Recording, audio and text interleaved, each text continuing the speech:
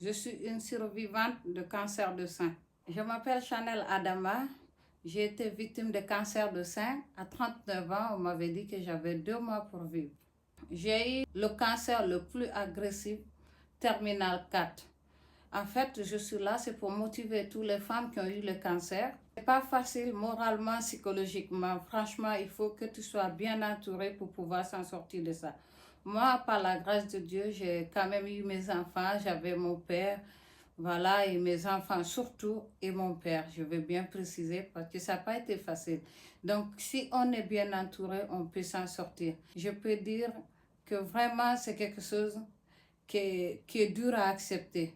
J'ai eu vraiment du mal à accepter, mais voilà, la preuve, je suis devant vous. On m'avait dit que j'avais 2 mois pour vivre. Par la grâce de Dieu, je me suis en sortie. J'avais plus de la force, j'avais plus de goût, je sentais plus le goût de manger. Après, vous savez, ton corps change. Tu as les brûlures partout, tu as des plaies partout. Tu transformes en fait. J'avais les douleurs au niveau de mes os. Malgré que j'avais fini au niveau des cancers, j'ai eu ces douleurs pendant des années en suivant ça. Ça fait 5 ans que je suis en rémission, donc vraiment par la grâce de Dieu, je peux dire, je suis là à dire c'est mois d'octobre, un mois qui a une pensée pour les gens qui ont le cancer. Donc je suis là pour passer ce message pour dire, il n'y a pas jeune, il n'y a pas d'âge là-dessus. Le cancer, et surtout, je veux dire, il faut qu'on fait attention au niveau de l'alimentation. Ça joue beaucoup. L'alcool, il y a beaucoup de choses. Apparemment aussi, force on chauffe les manger dans les micro-ondes. Je cherche à comprendre, ça vient d'où le cancer. Mais bon, ça vient sur beaucoup de choses.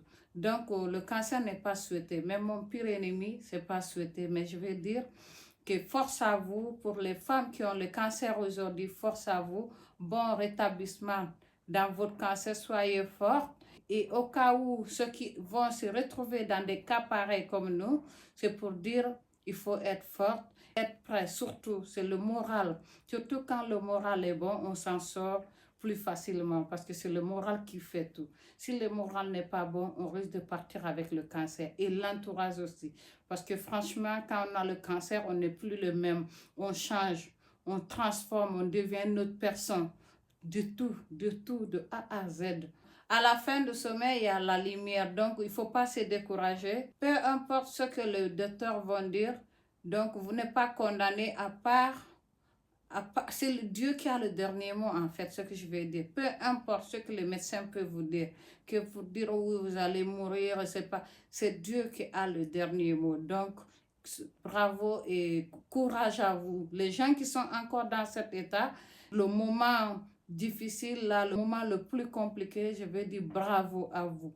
Bravo et du courage, surtout du courage. Quel que soit ce qui vous arrive, acceptez-vous et aimez-vous.